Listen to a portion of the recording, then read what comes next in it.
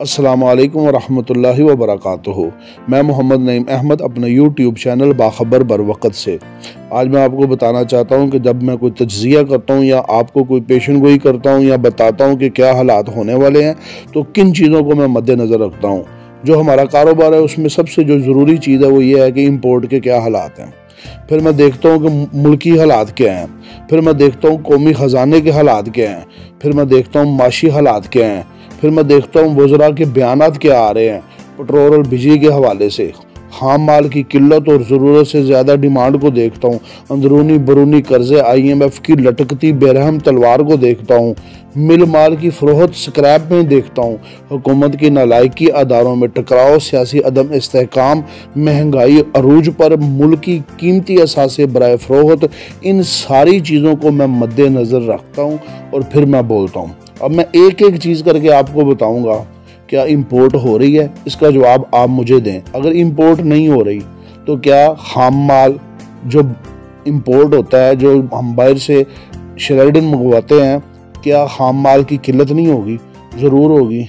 मुल्की हालात अगर मैं देखूं तो मुल्क रोज़ाना हर दिन क्राइसिस में चलता जा रहा है। माशी हालात हमारे ना होने के बराबर हैं। कौमी ख़जाना हमारा बिल्कुल खाली है। लोगों की हालत ये है कि मैं कह रहा हूँ आप लोग इस चीज़ पे गौर नहीं कर रहे, लेकिन जो बंदे स्क्रैप लोड कर रहे हैं, खाम माल लोड कर रहे हैं और जो बंदे ख़रीद रहे हैं उनसे पूछें कि वो माल जो आधा किलो वाला माल या किलो वाला माल मिल माल था, ये लोग स्क्रैप में डलवा रहे हैं क्योंकि स्क्रैप की डिमांड है। लोग स्क्रैप मांग रहे हैं, स्क्रैप नहीं है, खाम माल नहीं है। तो इस वक्त जो स्क्रैप की कीमत है ना, वो आज से 8 या 10 दिन पहले वो बिलेट की कीमत नहीं थी जो इस वक्त स्क्रैप की कीमत है। तो लोगों ने तो अपना मिल माल सारा जो है ना वो स्क्रैप में फेंकवा दिया है। अब मुझे बताएं जो आधा किलो वाला या किलो वाली कोई फैक्ट्रियाँ हैं, क्या उनको माल मिलेगा? उनके पास तो माल रह नहीं जाएगा, फैक्ट्रियाँ तो वो भी बंद हो जाएंगी। वज़रा क्या बयानात दे रहे हैं? वो दे रहे हैं जी आने वाले दिनों में लग रहा है कि मुल्क में जो है ना अंधेरों में डूब जाएगा। ये ख्वाजा आसिफ साहब ने कहा है। क्यों कहा जी मुल्क अंधेरों में डूब जाएगा? इसलिए कहा है कि हमारे पास पैसा ही नहीं है कि हम पेट्रोल मंगवा सकें और बिजली की जो है ना वो किल्लत होगी। इसीलिए वो दुकानदारों से कह रहे हैं जी रात को 8 बजे बंद कर दें या मगरिब के बाद बंद कर दें। इसीलिए ये मुज़ाकरात हो रहे हैं। मैंने शुरू से पहले दिन आपको ये कहा हुआ है कि अगर किसी किस्म का कोई रेट कम हुआ तो हो सकता है कि वो स्क्रैप का कम हो, वो भी उसी सूरत में जब फर्नेसें बंद होंगी। लेकिन मुल्क में जो हालात है ना वो क्या खाम माल के, वो ये है कि अगर बंद हो गई फर्नेसें, A to Z बंद ना हुई, अगर कुछ बड़े अदारे चलते रहे तो फिर भी माल पूरा होने के कोई चांसेस नहीं है। लेकिन चलो जो डिमांड है वो ज़रूर कम हो जाएगी।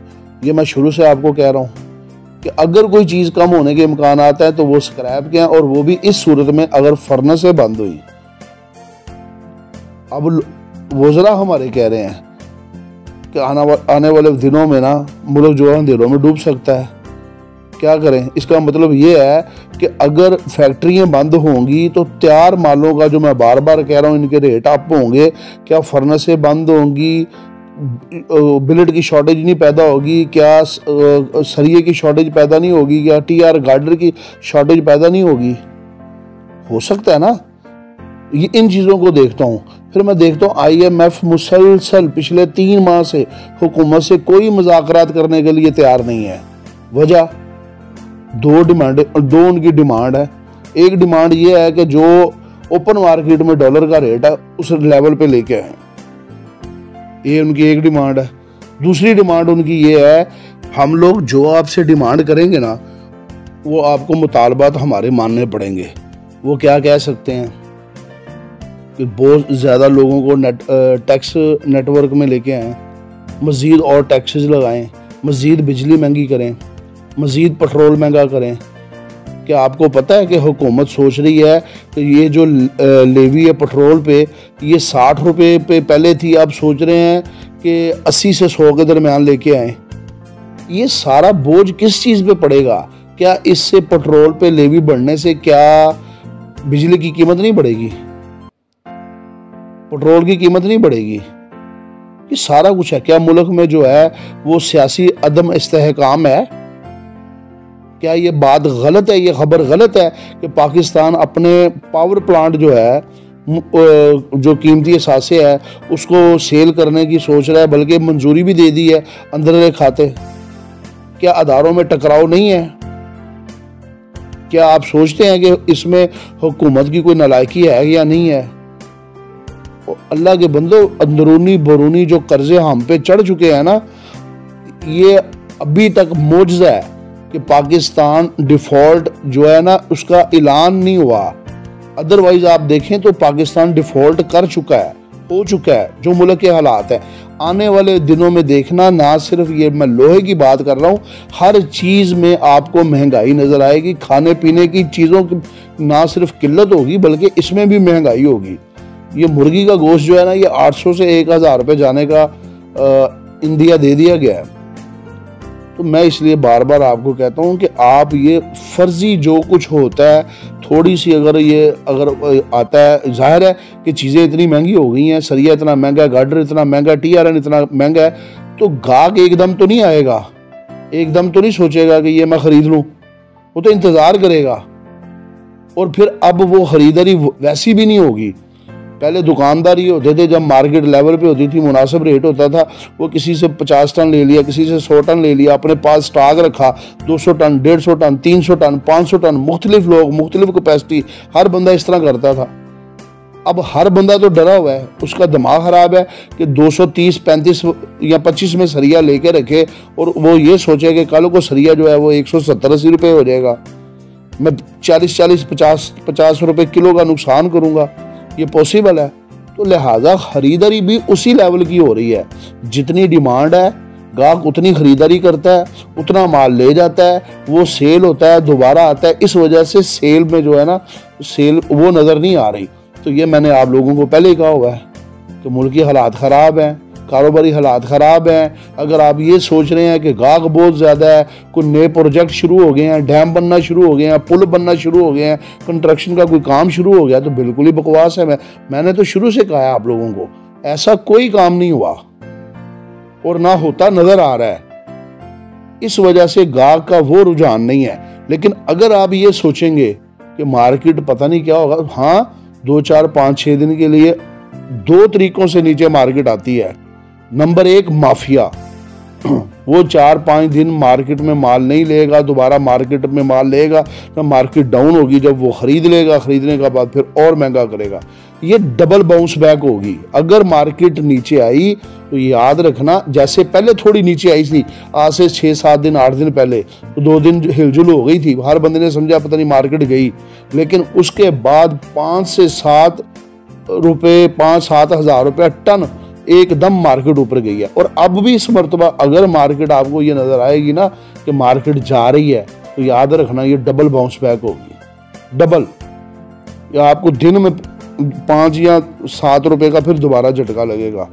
तो अल्लाह के बंदो, मैं तो आप लोगों को शुरू से कह रहा हूँ, एहतियात करें, सोच के काम करें, समझ के काम करें। माल बिकता है तो खरीदें, नहीं बिकता तो बैठें, इंतज़ार करें, हालात को देखें। मैंने तो कभी नहीं ये कहा खरीद लो, पकड़ लो, भाग जाओ। हाँ, अब अपने तज़किये के मुताबिक मैं कह रहा हूँ कि जो अभी भी रेट हैं, आने वाले दिनों में इससे भी रेट बढ़ेंगे। उसकी वजह हो सकती है जो मैं देख रहा हूँ कि अगर बिजली का बहरान हो गया तो क्या होगा, माल की किल्लत हो जाएगी, माल तैयार नहीं होंगे। जिन्होंने महंगे माल खरीदे हैं 175, 173, 172 में डोम खरीदे हैं, आपका क्या ज़हन है कि वो आपको TRN 180 रुपये में दे देंगे, 185 में दे देंगे, 190 में दे देंगे? वो फैक्ट्री बंद कर देंगे भाई। 500 रुपये टन हो गया, 1000 रुपये टन हो गया, 1500 रुपये टन हो गया। ये तो ज़रूरत के मुताबिक वो नुकसान करते भी हैं। और फिर मुझे पता है कि इसमें थोड़ा सा पर्दा भी है। जब 1000, 1500, 500 रुपये टन नुकसान हो रहा हो तो उन्हें कुछ नज़र आ रहा होता है, कोई बात नहीं यार, सरवाइव कर जाएंगे, साल बाद कोई मनसलवा नाज़िल हो जाएगा तो कुछ कर लेंगे। लेकिन फैक्ट्रियाँ चलती रहें, मजदूर काम करते रहें, लोगों से लेन देन है। फैक्ट्रियाँ बंद करेंगे, कैसे निज़ाम चलाएंगे? जो वापडा के बिल हैं 3-3, 4-4, 5-5, 8-8, 10-10 12-12 करोड़ रुपया, जितनी बड़ी फैक्ट्री है उतना बड़ा बिल है। ये सारे पैसे नीचे से निकल जाएंगे, बिल जमा करवाने पड़ेंगे, लोगों को पेमेंटें देनी पड़ेंगी। उस मजबूरी में तो वो 500-1000 रुपये का टन नुकसान बर्दाश्त कर सकते हैं। लेकिन जब उनको ये पता लगेगा कि एक एक बिल की कीमत हमें एक एक महीने में पड़ रही है, हम 30-40 रुपये का नुकसान करेंगे, तो किसी सूरत फैक्ट्री नहीं चलाएंगे, फिर बंद करना बेहतर समझेंगे।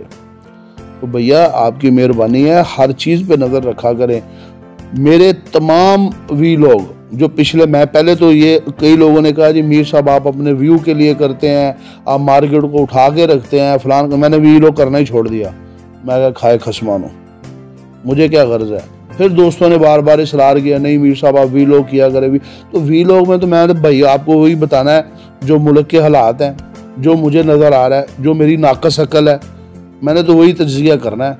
अब जिसको अच्छा लगता है वो सुन लिया करे, जिसको नहीं अच्छा लगता वो ना सुना करे। मेरा तो पिछले 8 या 10 या ये मैंने जब दोबारा शुरू किया है, मुसलसल कर रहा हूँ, मैं कह रहा हूँ पिछले मेरे 10 वीलॉग उठा लें। क्या मैंने कहा है आप लोगों को, जो कहा है उसमें कोई 1% कोई 19-20 हुआ है। 2 दिन के लिए 3 दिन के लिए मंदा है, खापड़ ले जाती है जी, रिवर्स हो गई, बैग लग गई, उड़ गई मंडी। कहाँ जानी है भाई मंडी? हाँ मुझे बताएं कि पाकिस्तान को ना कुछ 4-5 अरब डॉलर जो है ना वो किसी से कर्जा मिल गया है, कोई रिलीफ मिल गया है।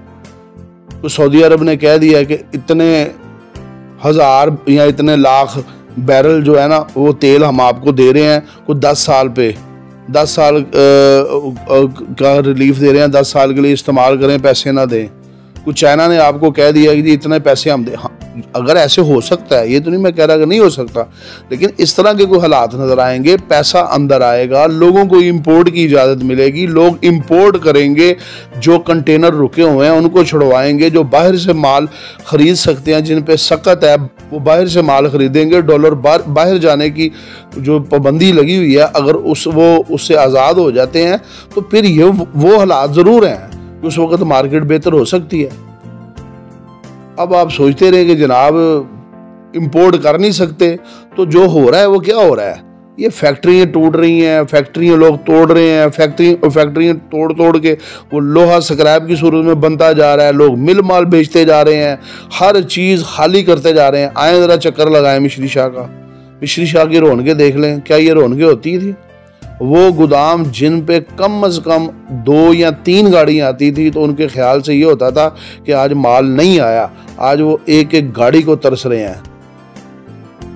सफाया हुआ है, टोटल कारोबार बंद हुआ है।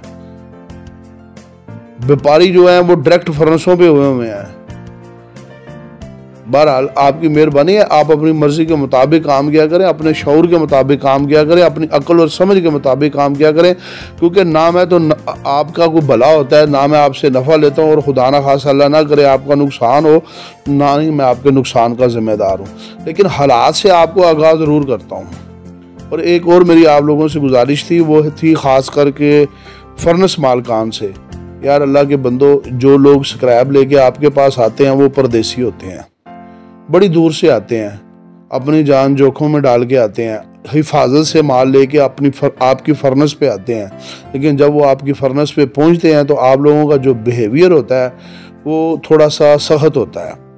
गाड़ी वाले को बाहर खड़ा कर दिया, गाड़ी जहाँ पे खड़ी है वहाँ पे चोरी होने के इम्कान आते हैं, कोई चीज़ उनकी बैटरी चोरी हो सकती है, ऊपर से स्क्रैप चोरी हो सकती है, जो भी उन्होंने माल लोड किया वो चोरी हो सकता है। बराए मेहरबानी उनको अपने फर्नेस के अंदर या फैक्ट्री के अंदर उसको जगह दें, उनको बिठाएं, उनको सुलाएं, उसको खाने का पूछें, करके गाड़ी अंदर लगवा दें, ताकि वो बेफिक्र हों कि हमारा माल चोरी नहीं होगा, हमारा माल हिफाजत के साथ है। और एक और गुजारिश थी कि ये कारोबार का हिस्सा है, मार्केट अप भी होती है, मार्केट डाउन भी होती है, जो सौदे जो कमिटमेंट की होती है वो खुदा के लिए वो पूरा किया करें। ये मकसद कोई नहीं है, ये वही गाहक हैं जिन्होंने दोबारा आपके पास आना है, ये आपकी ज़रूरत है, ठीक है कि नहीं? इनकी वजह से बहारें हैं, गाहकों की वजह से बहारें हैं। अक्सर गाहकों की शिकायतें ये होती हैं कि सौदा हमने किया था 210 वाला या 200, 190 वाला, 195 वाला, 188 वाला, मार्केट यकदम तेज़ हुई है तो फैक्ट्री वाले जिनसे सौदे हुए हैं वो सौदे नहीं दे रहे। बहरहाल अल्लाह के ऐसे बंदे भी हैं जो मैंने देखे हुए हैं कि मार्केट चाहे 215 पे भी, 12 पे भी चले जाए तो अगर उन्होंने 190, 95 वाला सौदा देना है तो वो देते हैं। लेकिन आपकी मेहरबानी है ये ज़्यादती ना किया करें, क्योंकि अगर मार्केट आज आपसे कोई माल ख़रीद के जा रहा है और उन्होंने आपसे महंगा माल ख़रीद लिया वक़्त के मुताबिक और खुदा ना खास्ता अल्लाह ना करे कल को मार्केट डाउन होती है तो वो दुकानदार हजरात ही इस नुकसान के ज़िम्मेदार होते हैं। आप लोग उनको कोई रिलीफ नहीं देते। आप लोग ये बोलते हैं जनाब आपने माल ख़रीदा था, आपके पैसे हमारी तरफ आए हुए हैं, जो मौजूदा रेट था उस रेट के मुताबिक हमने आपको माल दिया, अब नफ़ा है या नुकसान है ये आपका मुकद्दर है, आपका नसीब है। इसी तरह मार्केट तेज़ होती है तो आप फ़ायदा भी उठाते हैं। तो आपकी मेहरबानी है, अगर किसी की लक है, किसी ने आपसे सस्ता माल ले लिया तो आपकी मेहरबानी अपनी ज़ुबान को भी पूरा करें, उनको माल भी दें, उनका भी रोज़गार ऐसे ही लगा, उन्होंने भी किसी के साथ कमिटमेंट की होती है। ये 2-3 इतराज़ात थे, लोगों ने मुझे कहा था मीर साहब आपकी मेहरबानी है, हमारी ये जो तहफ़्फ़ुज़ात हैं, ये जो हमें तकलीफ़ है इसका इजहार कर दीजिएगा। बाकी मर्ज़ी आप लोगों की है। वीडियो पसंद आए लाइक शेयर कमेंट्स लाजमी किया करें, कमेंट्स ज़रूर किया करें। आप कमेंट्स करते हैं, आपके कमेंट्स मैं पढ़ता हूँ, सुनता हूँ, उन पे गौर करता हूँ, फिर जिस तरफ आप कोई निशानदेही करते हैं फिर उन अवामिल की तरफ मैं देखता हूँ और फिर दोबारा अपना जो है ना इख्तिसाब करता हूँ या दोबारा अपनी रिसर्च करता हूँ कि क्या मुझसे कोई गलती तो नहीं हो रही, क्या मैं कोई गलत तो नहीं कह रहा। तो आपकी मेहरबानी है, मुझे पता है, मुझे अंदाज़ा है कि मार्केट में गाहक नहीं है, हालात कोई भी नहीं है, मगर ये जेन्युइन महंगाई है और खाम माल की किल्लत है। अस्सलामु अलैकुम व रहमतुल्लाहि व बरकातुहू।